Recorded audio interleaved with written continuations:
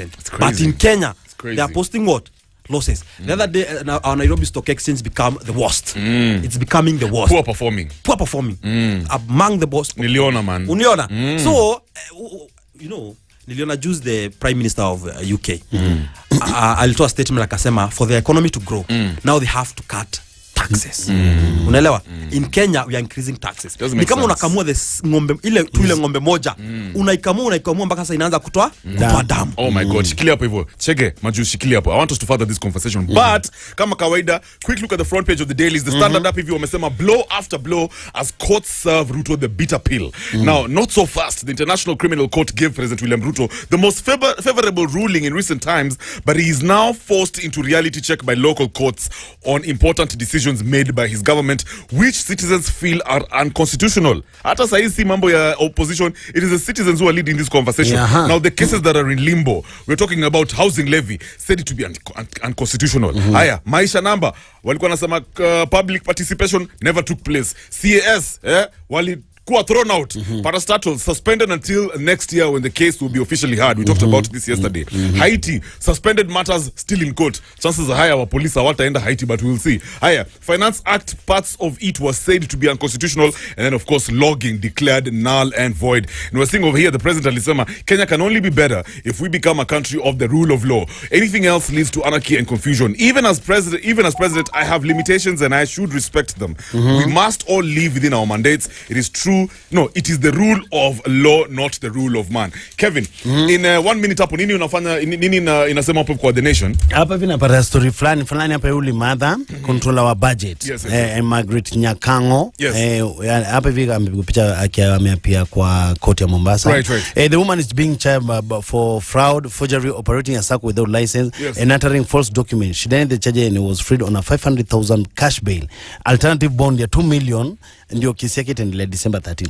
Inaitwa under siege. But kitu fani ati baba mengilio noma the controversy. Azimio leader Raila Odinga claim case against Dr. Nyakango is politically motivated. That's interesting. It's the same thing Chege Majuice alikuwa anasema. Madhaka huyu ndiye ajipate kwa ngorikai. Ni hiyo tu story ya kubonga kuhusu vile system ina run ama kuna behind the scene. Cause kesi yake ukiangalia naona hapa ilikuwa ni story ya 9 years ago. Ndio walimwanzia hii noma. Briefly, in about 30 seconds, what do you have to say about this case? This is a witch hunt. Yes. Kuelewa the system. Vile ina run. Venye iko size. The kind of system. Angelo maybe angeficha mambo. So alienda publicly akasema that in this government we have budgeted corruption. Like kuna wase wanalipo 3 times, like kama mtu ni 1 million imewekwa 3 times. Unaelewa? So venye alisema hivyo the next day uliona Senator Majority Leader Aaron Cheriot akisema such a woman now should be arrested to explain better what she's saying. So what you are seeing now ni kujaribu kumwambia jaribu ujinga tena. Wow. Unaelewa? Jaribu ujinga tena. Will she survive this? If I tell her she's guilty of fraud. Even if she survives, because of her own image. You know she's an ISPAC. Ata maintain your kazi kweli ama watu. Being an ISPAC member because of the image, you know, for you to reach out to any control of budget, maze you have worked for it. You have worked for it. Now because of that image, hata ungemwangalia jana, she was so down. Hata akipigwa hizo mapicha, hata alikuwa amefunga macho. Because you have worked so hard to have a name, you thought you are doing that because you are patriotic. Unasaidia government. So what you don't know, it is budgeted by the government itself. So will she? Do you think she'll keep her job though? The way unaona trajectory? I can't tell for now because for some people, for her. For her dignity, I'm telling you, she'll go and take maybe an international job or something like that. So she'll have to step aside and step aside for this because when it starts like this, utasikia zingine na zingine. All right. So guys, Chege Majuice right here.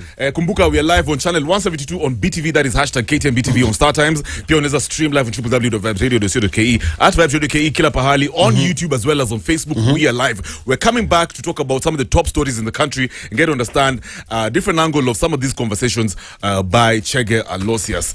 22 Chege Alosius. Chege Majuice. Hey! Chege Alosius big up. Chege amekuwa sana.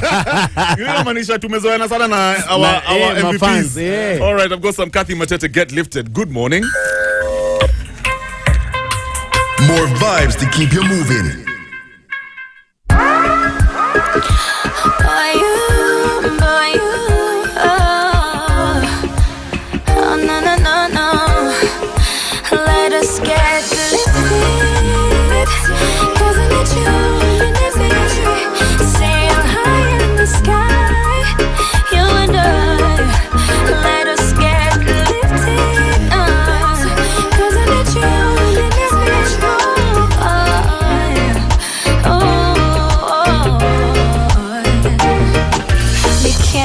compare this feeling where there ain't no shine. Baby, you're my lifeline. Can't never let this day. So put your hand close to mine and let the two intertwine. And I cross your mind, champion lover. Let us get lifted, 'cause I need you underneath me. Sail high in the sky, you and I. Let us get lifted, 'cause I need you underneath me.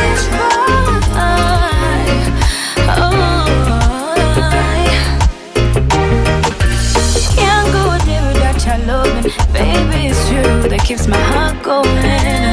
I love the way you make me laugh each and every day. You make this dreamless. You're my secret fantasy. Slide your hand in and feel my heartbeat. For you, my kin, you're all I need. 'Cause I need you in the city. Say you're high in the sky, you and I. Let us get lifted, 'cause I need you in the city. Oh, baby. Baby, put on your dancing shoes. Let me take you out and get that dancehall groove on. One drop groove on, reggae vibe groove on. And groove to this loving.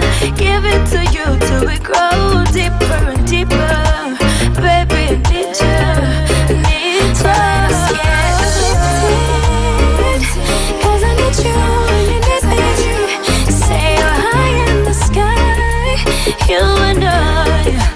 Let us get lifted, 'cause I need you underneath me.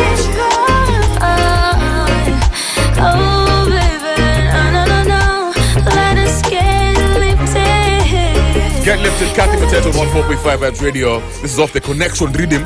Tuko hapa hivi na the one and only Chege Majuice. Majuo. Na tunapitia some of the top stories in the country. Unajua we like politics because politics makes this country go. Part of us. It's what we do. Nika corruption. Wait, come slowly. Nilikwambia tena. The moment you see, Shei, the moment black people, melanated family, we realize that we are still slaves in our own homeland, ndio tutaanza kujenga move ya kujitoa. As long as you don't move, people who don't move, they never notice the chain wangu wamefungwa. Yeah, it's true. You change the rhythm. Step unasikia kuna notice ala. Konga nimefungwa. I know. Now, tuanze hii conversation.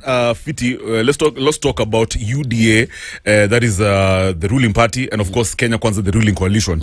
We saw Sen.Cherargei sort of accusing CS Murkomen of taking bribes or not awarding Nandi Fox, hizo matenders.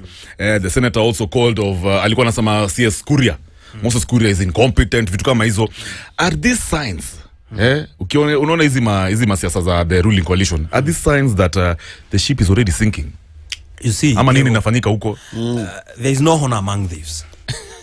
There be Come honor. on. There no honor. Be nice, bwana. What are you? I'm telling you. That is a fact. What Cherargei is saying is not different from what other people are saying. You see a time after 17 billion. Who was dragged into it? Yeah. The Murkomen was dragged into it. There is even there's some information when that money was withdrawn from the Kenyan public coffers, and it was meant to money laundering. You are doing money laundering, wash. Then mnaleta tu mama hapo hivyo mwenye hata ajielewi vizuri ati mafuta ni yake. Who can import mafuta ya 17 billion kama ana hata nini bill of landing rights? You know, you take Kenyans for fools. So wana tusikie for a very long time. For fools. Unaelewa? So Cherargei saying that is only a matter of saying nileteni kwa meza ni kujifaitia. Serious? Ini sibling rivalry. Yeah, msiponileta kwa meza tukule, mimi nitaangusha hii meza yote, hakuna mtu atakula. What? Unaelewa? So that's what Cherargei is simply saying. That's why he has gone into a point of telling Murkomen, now you can kill me if you want. I have to eat. So is the ship sinking ama ini tu yo siasa kawaida ya siblings? No, it's not the ship that is sinking. It is these dogs now. Ni kwa meza sasa. Huyu akona plate, lakini umekaa kando. Wewe hauna anything. And sasa unajua ni waheshimiwa and their leaders, sasa tutumie the right language. You know, ama ni aje? Now Go ahead. Nikwenda kuuliza hapo kwa hiyo story 17 billion. Nikwenda tuifafanue kidogo tu, uje wewe una mafans wengi kupewa na kufuata. Na kuna msemo kwa msemaji 17 billion is equivalent to providing scholarship for 85,000 students with each receiving 200,000 Kenya shilling mwaka. Aya, is same na investing 17 billion shilling in renewable energy could power a city of 170,000 household for a year, assuming an average annual electricity cost of 100k shilling per household. No, hiyo ni hard. Always so much money, yeah. Aya, ingine anasema the economic impact of 17 billion shilling is comparable to the annual revenue of 340 small businesses, each earning 50 million shilling. Yeah. Or if used in healthcare, 17 billion shilling could provide basic medical services for 2.8 million people at an average cost of 6,000 shillings per person. It's a significant amount. Unagate Chege Majuice. Si significant. And sasa hiyo case sasa alikuwa anasema hii pesa tunafaa tuiachilie tu hivyo sasa tu. Is that the only money? Sisi tumekuwa na 22 billion ya KNTC, Kenya National Trading Corporation. You know, when a government comes in place with a president who said corruption cannot stop me from delivering. A president juzi ameachilia wasee wamepewa verdict na court in the 6 years in jail for over 19 million. Akatumia the president power to pardon them. You are just saying that you have accepted corruption in your government. That's why 22 billion was nothing. 17 billion has gone, and another corruption is coming, and another one, and it's nothing in this government. So side note, so for example, Angeri's case, she'll never get justice. That is it. What? Now, moving forward, Prezo Jana, I saw kwa front page kwa magazeti, walikuwa wamesema he's done 43 trips so far. 43, my brother. Hizo ni mingi sana. And I'll give you an example. Hata kabla tuongee maneno ya dubs ya COP28, we saw him while he was in Germany. Alikuwa anasema, wa Kenya unajua, you guys think I'm just here on tour, mimi ni tourist, but he's actually going out there, first of all, to get into bilateral agreements na kutafutia mavijana kazi. You understand? Does this mean the president is actually positively proactive and youth should actually just be patient wangoje hizi makazi zinakuja? You see, before he was the president, he was a deputy president. When he was the deputy president, one time his boss, Uhuru Muigai Kenyatta, beseeched him. Akamwambia, my friend, my deputy, wacha kutanga kwanza. Unisaidie tufanyie wa Kenya kazi. That time he was tanga ringokari. Ungeenda ofisi umkute. That was the word. You can Google that if I'm saying that. He was going all over the country. Ako Western, ako wapi for 5 good years. He never even stayed in his office to know what is bedeviling this nation. As a deputy president, now he's the president. He have full access to the coffers. Now he's an international tanga. It's not something. Let me tell you, Kevin. Ukiwa kwa mtaa yenu hauna pesa, wewe kazi yako unatanga tu hapo hivyo kwa mtaa, uko ile side nyingine, uko shopping center, uko wapi, unaga pesa. Siku utapoa pesa, sasa utaanza kuendaga wewe, sijui la, sijui wapi. So it's not something new. It's in your DNA. Unaelewa? So for lakini Chege at the same time president alisemaje? Maybe alikuwa anatanga juu anajua a lot. Unajua ni mtu anasomanga PhD. He's a doctor. Sasa anasema hata anajua mambo mengi kwa ministry yako. Kushinda msee. Nimesema Kevo, look at his 5 years as a deputy president. He had the same narration that mimi mnaona anatanga naangalia project zinyazijaisha. Not even one project he did. Number 2, 43 trips. Tell me one thing. Hizo jobs ama wagani wameenda. Uniambia alikuja. It's a matter of time. Bro, 43 trips a matter of time. Ingekuwa 5. Chege, are you telling us that these trips don't add value? Bro, uliona. Unajua, let us be honest as Kenyans. The other day, kumetokea like wase walienda climate change Reggae summit. Do you know Kenya had the second highest delegation in the world? Apparently, yeah. Do you know that? Yes. Do you know Kenya had the highest delegation in the world? Place mungetuma watu wawili ama watu watatu. President wa TZ hapa Suluhu, because of the floods zenye zimeua watu TZ, ameitwa ya Dubai. Amekataa kwenda. Akasema for now I can't go when our people are dying, are suffering, na mimi nachukua delegation kwenda wapi? Dubai. Unajua ni vitu kidogo sana. You look and you compare. Unaona umsenyewe, you are taking delegation second largest in the world. Okay, now let me ask you sasa. Umesha make your point fiti, but ukiangalia sasa for example members of the Kenya Kwanza coalition, hata juzi walikuwa naambia president, yo, kwa ground we are very unpopular. Taxes inagonga watu. I've even seen in many occasions some I won't call them out. Some MPs wakisema maybe the government should review its taxing policy. Now, my question to you is, are we really in an economic mess because of Uhuru Kenyatta? Ukiangalia watu kama the deputy president wamesema it is the former president who has gotten us over here. The MPs wamesema ndio vitu ni normal kwa ground, maybe we need to review our taxing policy, but let's not forget the former president letter hapa. We are still sorting out mess from 10 years ago. Are they right? Kevin, let me ask you. Kevin, let me assume for our listeners who are breaking down, let me assume you are the head of the Vibes Radio. And the bad man here is your deputy. Unaelewa? Yes. Mfanye hapa 10 years. Then after umetoka amekuwa head, sasa alikuwa your deputy. Sasa ameingia hapo amesema let's blame Kevin. Unaelewa? The person telling you that you are in this mess was a deputy president, second in command for 10 years. The CS transport Murkomen was majority leader in Senate for 8 years. Na nakuja kuambia Kenya about previous regime. Mpaka unashanga, are we this stupid as Kenya? I think we are. Kama majority leader in National Assembly, Kimani Ichung'wah, every day he comes and tell people, oh, we found ourselves in a mess. He was the chair of the budget for 8 years. Unaelewa? Unakuja unashanga, are we this stupid or something? These people were part and parcel of that system for entire period. Then they come and try like wameingia tu sahi. All right, so what is going on? Lakini juzi pia when we saw the president former president Uhuru Kenyatta alikuwa amekuja hapa Kenya, and he went to Eastern. Alikuwa hosted by Kalonzo Musyoka. Na akasema unajua nasikia watu wananilaumu, inaingia hapa hii masikio inatoka kwa hii masikio nyingine. But there are people who are saying it is time that the former president awachane na mambo ya siasa, retire in peace, enda huko nyumbani. Unafanya kuna anxiety mingi within the government. Is that true? Is it time that Uhuru anyamaze hata kama ni chairman wa Azimio, just retire in peace? You see, why should he retire? Why should he retire? We have former president like Obama. Obama went home, but he came back and campaigned for who? For Biden. You understand? So when you are president, it doesn't mean that your rights as a citizen you have been negated. No, you are president, you have a right to support a candidate that you want and to talk matters of public interest. That's what Uhuru is doing. And Uhuru has my friend, Uhuru hajambia mtu asilipe tax. Uhuru ni Mkenya kama wa kawaida kama wewe Kevin. Just anasema nyinyi wacheni kuni blame, do your job. Put your shit together. Don't cuss. Before Kevo will inge kwa your question, will Uhuru Kenyatta be a factor when it comes to 2027 elections? For example, look Kwanza Nyeri huko, not Nyeri, sorry, Central. Will he be a factor? Is he still the kingpin huko? He's already a factor. I guess DP Gachagua is the one who's calling the shots. He's already a factor now. Unaelewa? Because what he told our people, whatever he said, that guys, you vote these people and the rest is history. It's happening.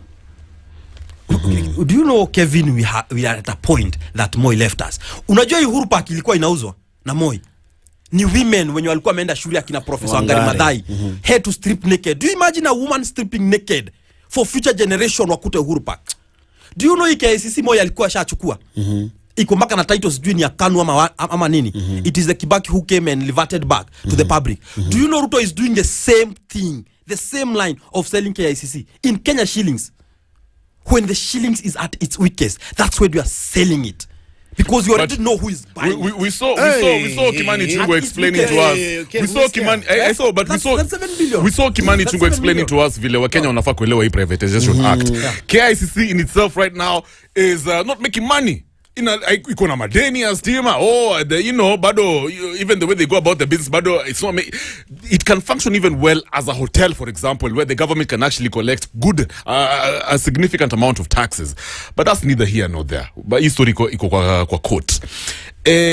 Juzi we saw the deputy president saying that governors walikuwa na slow down maneno ya the mitigation of effects of the flooding. Governors waka complain. Kevin, we talked about it over here. Governors wakasema hakuna pesa, hiyo 10 billion haijafika kwa hakuna, tumerushwa. Kidogo ndo sasa pia 10 billion ikaingia kwa account. The death toll right now is at about 160 Kenyans. And it's quite sad yani. Ukiangalia manyumba zimekuwa submerged, Wakenya wengi wamekuwa displaced. IDPs now man. We have IDPs in 2023. Sad. Ukiangalia maneno kwa ground, has the government poorly managed the effects, mitigated the effects of flooding? Ukiangalia tu yani from your own assessment. Kevin, you have a deputy president, the same deputy president, Reggae Gachagua, who gave a statement and said, people who are dying of these floods, wanajipeleka kwa floods. Yes, he said that. Yeah. You imagine saying that ati nyinyi mnakufa na floods, mnajipeleka kwa floods. Kevin, huyu ndio mtu aende avuke mto. Time inaanza kujaa. Huyo mtu maybe aliwacha watoto wake nje. Hawajakula for 3 days. Hakuna mtu anaweza enda kurisk life yake. Ndio mtu avuke mtu asubuhi akienda. Maybe for 3 days hawajakula. Sasa yeye anaenda kutafuta hustle. Maybe ni asubuhi. Na asipovuka hiyo mto, watoto wake will not eat for 3 days or for 4 days. It's a matter of life and death. Ndio huyo mtu lazima avuke mto ama across a river yenye inaanza kuswe. Si kupenda. Hata sisi wengine tunaweza taka kukaa kwa nyumba Kevo na remote tukiwatch floods kwa TV. But huyo mtu nini nasukuma huyo mtu atoke nje kukinyesha aende atafute. Because akikaa hapa na watoto wake they will all die. Then we have a person second in command recklessly saying that the bigger percentage ya wase wamekufa na floods walijipeleka kwa floods. It's so insensitive when you are deputy president saying such a thing. Sasa sisi tunataka kukaa kwa nyumba na remote tukijiangalia hizi vitu, but ni maskini inatuforce to go to such extremes of death. All right, Chege Majuice, shikilia hapo. Okay, we're going to start this conversation tukirudi in a bit. Let's take a short break, guys. It's 20 minutes to saa 2. We're hanging out with a very expressive, very sharp young man anaitwa Chege Majuice, and we're talking about some of the top stories in the country kwa MVP report.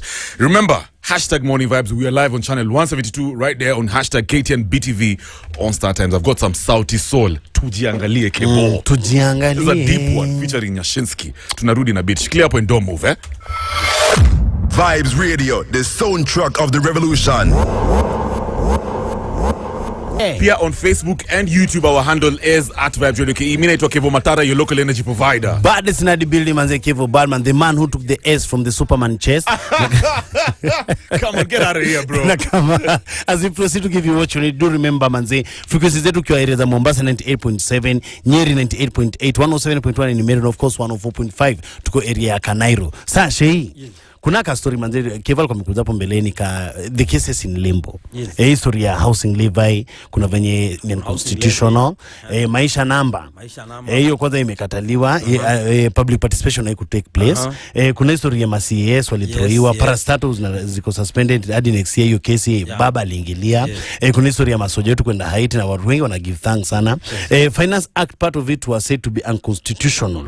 Logging declared null and void. Now so far vile tunaangalia prezo anaenda kuna mambo kama zinaitwa ndio kwa koti nakataliwa but kwa ground mambo inaendelea tu nikailipitishwa. Do you think as far atama zimeandikwa kwa gazeti hivi sahi kuna kitu hapa itakosa kuendelea juu ati imeandikwa government koti imekataa? Kevo, hizo vitu zote umesoma which among them is not led by greed of this government? Just tell me one thing that is led by the public interest, not greed. Come on, housing levy, it's greed of this government. Yani you just want to tax people money. Ati mnawajengea nyumba. Who has an issue of housing in Kenya? People have an issue of the purchasing power. Nyumba zimejaa huku Mombasa Road. People, if they have purchasing power, people are hata amwezi nunua ziishe. All these things are led by greed. If you look at that CASs, it's the greed of this politician because Ruto want to put his people, regardless of Kenyans suffering or not. We are being taxed so much so that he can have CASs, his buddies, political buddies can be employed with big cuts. Go through all those things. Uniambie ni gani that is not led by greed of this government. Now the question is, do you think serikali it ruling? It should respect. Will it respect? It cannot respect because let me tell you, the president that we have now did not support the constitution we are having. He was against it. He didn't want an independent judiciary, independent whatever. He was against the constitution. So he doesn't know the pain. He wanted us to have the Moise kind of whatever, whereby anaambia judge wefanye. Unaelewa? So he doesn't have the pain of where we have come from to pass a constitution that you must respect the judiciary. But at the same time wanasema the judiciary kwa history yote ndio the weakest link.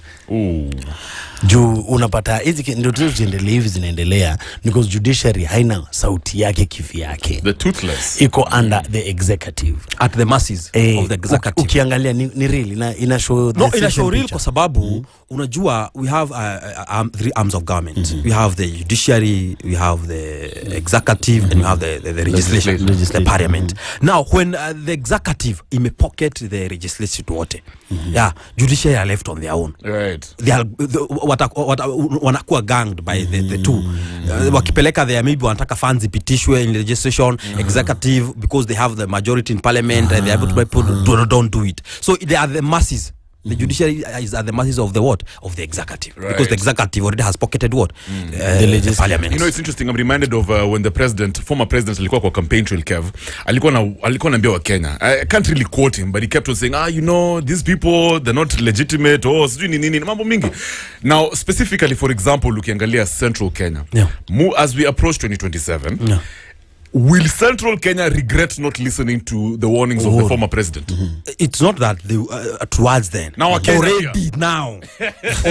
Wana regret. Acha nikwambie. Unaona wase wengi wenye walikuwa na factory hapa za makadamia Thika. Those people have been auctioned. Over the weekend, I just went to see my friend mwenye alikuwa na vai somewhere, a very serious seat. Being auctioned. Anauza mpaka double cabinet at throwaway price. Achora na bank makadamia. Because that time Macadamia was trading 180. Right now it's going even for 10 shillings. Unaelewa? So why are you telling them about regretting? These people are already cursing the day they voted for this guy. They're already cursing the day. At a coffee farmers, the same is happening. Unaelewa? That's what is happening now. Na sasa 2027 washaambia Ruto. Watasikiza Uhuru. Direction Uhuru wataambia watu wa Central waende upande gani, left or right? Will they actually listen to him? Will they respect the direction he tells the people of Central? We don't even want Uhuru to talk. Wow. We don't want Uhuru to talk. Who do you want to talk? Uhuru did his part. He warned you. Now listen to your conscience as a patriot. Don't do because Uhuru said. Listen to your conscience. Ukikaa hivi, ujisikize and look at the country how it is being governed right now. Is it the right way? Na wa Kenya tuko na hiyo conscience kweli, tada imefunguka. Unajua sasa hata I was talking to this about imata na Kevo hapa hivi. Na watu wengi huko nje marafiki zangu. We were saying Kenyans ndio si ukasirika economy lakini ikifika huko towards the election watu wanasahau. Tunaanza kukumbuka tribe and we are just so emotional. Yeah, the same thing vile wanasema by the next 2-3 years maybe Ruto hizo mambo zote anajaribu kusema zitaonekana. Nyumba ziko ni nyinyi mjengia, maziwa imeshuka, chakula imeshuka, unga imeshuka, tutamjudge bado hivi tunamjudge kweli ama tutajisaulisha miaka mbili vile tumeumia? You know Ruto script kama umesoma kitabu inaitwa Man of the People. If you have read the Man of the People, that is the typical African politician Ruto.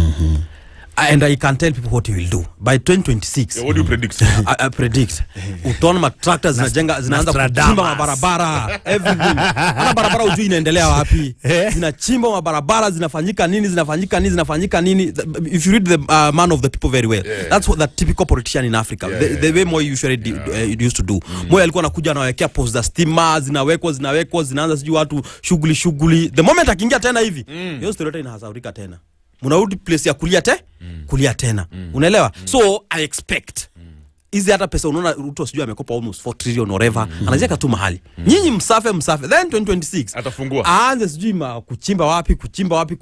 You understand? But let me tell you, it will not be sustainable. Because they cannot be able to do it because there's something that is an impediment, the dollar. Dollar. He can't control dollar. Anything else anaweza control narrative. But if they are not going to control the depreciation of this currency, I'm telling you, Ruto atafanya nini? Let me ask you sasa, tuongee sasa because wewe uko affiliated na Azimio. Yes. And ukiangalia the National Dialogue Committee report, it is yet to be taken to parliament. Tumeona ni kama Ruto na baba Raila wamekubaliana na hiyo report. But tuliona pia Eugene Wamalwa alikuwa anasema hata sija sign, mimi si sign na Martha pia. Niko na swali mbili. Number 1, are we starting to see cracks hapo Azimio? Ni kama sasa wanaanza kugawanyika. Yeah, the people who are for the report, the people who are against the report. Number 1. Number 2, Raila amesema Raila amesema ana support the idea of a referendum. Lakini pia ukiangalia kwa ground Wakenya anasema referendum hii ni mambo ya positions, haiongelee mambo ya cost of living. Now, does it mean ita fail if at all referendum ita happen? People will vote no. Hizo ni maswali mbili nimekuuliza. Azimio kugawanyika and the possibility of a referendum, people voting for it kukata. No. If right now, to be honest, we go to referendum, it will fail. Are we together? It will fail terribly. That you can be assured of that. Kenyans will vote against those answers because we want to address the cost of living right now. People are going through hard times. Number two, this NADCO, whatever, National Dialogue Committee report, it is a BBI.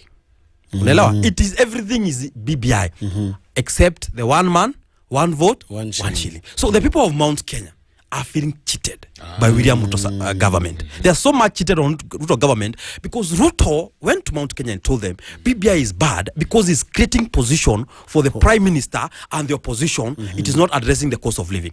Unaelewa? Na alikuwa anauliza tutafutie mahasla kazi ama tutafutie wadosi kazi. Viti. Unaelewa? So right now the person who is pushing for viti ziongezwe ni William Samoei Ruto. In my life I have never seen a deceitful politician like our president right now. Because he's the one pushing for the prime minister.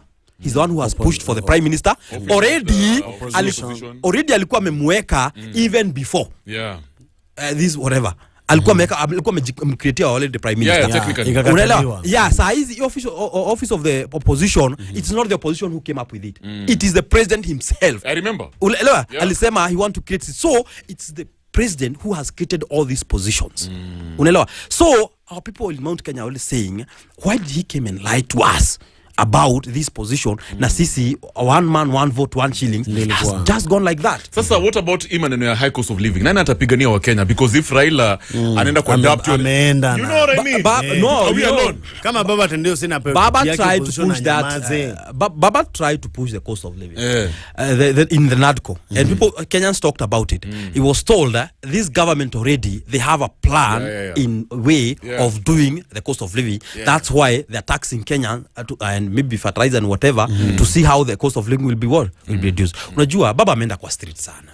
Bro, let's give credit where due. Baba is 80 years old now. He has been on the street juicy. The cost of living. Watu wanalipo huku nje wanasema ati Baba anaribu Maria watu. Unaelewa? So my friend, msiba ni msiba wa kujitakia. Wakenya walijitakia wenyewe. Why are you not talking about Eugene and Martha Karua going against NADCO? Martha Karua has a right to go against NADCO. Because Martha Karua was asking, this is the BBI. Kama mlikataa twende the BBI way. Why the hypocrisy of bringing this, the same thing, now even without the one man, one vote, one shilling. Now number two, the reason akina Eugene, they are against it. And you know these people, most of them, even some lawyers. Hii kitu sidanganywe. The Kenya Kwanza government wanted to go the parliamentary way. Whereby these things are passed in parliament. The parliament. But tujue, there are things that cannot be passed in parliament. Like number one, when we are restructuring the independent bodies, like the IEBC. You know, IEBC is being added, kama sahi wanakuwa 7 up to 10. So such a thing, restructuring the IEBC will need something with a referendum. Number two, term limit senators. Very good. Yes. Number two, there's something called a ward fund. We're already interfering with the devolved function. When you are interfering with the devolved function, you will need the say of Kenyans. Do they want a ward fund or they don't want? Unaelewa? Very important conversation. Unaelewa? So these people, they know that Ruto is a crafty politician. I keep saying that. He will tell them, let's go the parliamentary way. Zitapishwa zote parliament. Then again, some 2 Kenyans will go to judiciary and everything will be stopped again. But is that the beginning of the end of Azimio? The fact that Mona Martha na Eugene wanasema hapana, I mean... No, that's democracy. Okay, you know, it's democracy. If I come here and say, Kevin, no. It doesn't mean we are parting ways. It means that we are democratic such that we can differ in opinions. Sasa. Chege Majuice, I know you have to leave because unaenda platform ingine. Thank you so much for your time, bro. you're very, very open-minded, and napenda vile you're such a straight talker. Yes. Asante sana. That is Chege Majuice. Follow him on social media. Chege Majuice imekuwa real sana. Guys, in the next hour tuko na mjadala koto public opinion. Shikilia hapo hivyo and don't move. Remember, we are live on channel 172 right there on #KTNBTV on Star Time. I'm your local energy provider Tada. Badman hapa mazee, shei tukiondokea mazee. Kev, moja tu ya mwisho. Shei. Yes. He's late. Tuna future. Yes. Kenya kuna future. We have a future if we can change the way we perceive things. Ati mkabila gani, mkabila gani, we have a great future. Kenya is the best country, in fact, to live in the world if we can only get our things right. And that's how we wrap up. Good morning. Vibes Radio, we are the small axe cutting down the big tree. Start your day the MVP way. Put it out there, bro. When bro. Nikiwa at my 20s. Yeah, bro. My early 20s. Nilikuwa na mama flani. Kivu ulikuwa Ben 10? Yeah. Rise and shine to positive vibes with the MVP. Mimi wale walintroduce kama Ben 10. I think alikuwa na like dread zako. Ba, sikuwa na dread, nilikuwa to calculate. Nilikuwa home mbaya. Usinione bro. Get your fix of conscious talk, personalities and the hottest reggae vibes. Dancing. Sasa kumbe madhangu jam. Na Jeni chanua. Kumbe shoshangu ngamejam zaidi. Afu jamii kwa favorite wa shosha. Know what's hot and what's not with the MVPs. Badala niongeleshe bro. Maneno. Every day of the week, 6 to 10 a.m. Only on Vibes Radio. Kevo Batman and Kevo Matar. Left and right, just a come. Left and right. Feel the rhythm, feel the vibe. Vibes Radio. The news at the top of the hour on Vibes Radio.